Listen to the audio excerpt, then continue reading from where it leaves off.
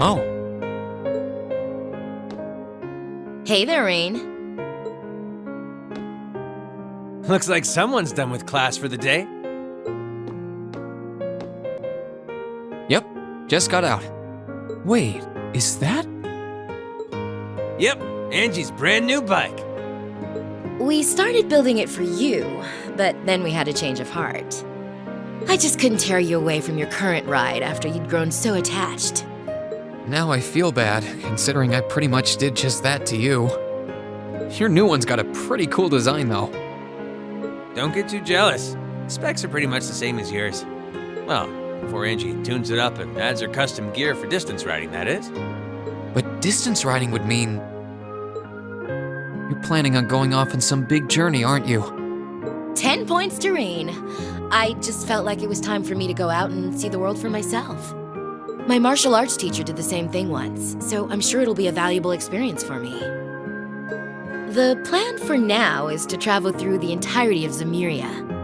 That's not a very specific plan, and a pretty sizable journey. You can say that again. I have no idea where she finds the energy. Oh, really now? Your plan to visit the continent's most famous engineering factories is pretty much exactly the same thing. You really think so? I take it you'll be leaving Erebonia for a while too, George? Seems that way. First stop's the Burl and ZCF. Always wanted to see it.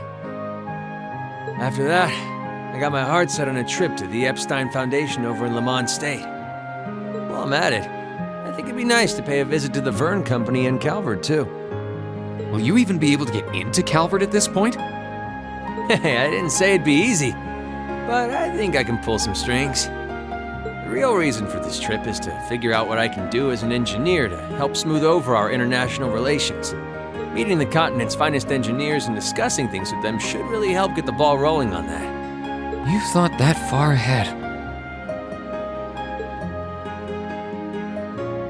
That's really admirable.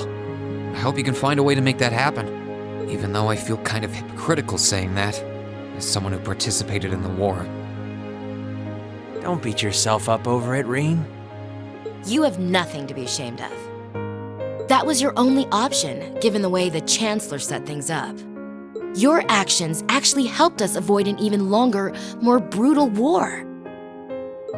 But Angie's right. You played a role that no one else could have.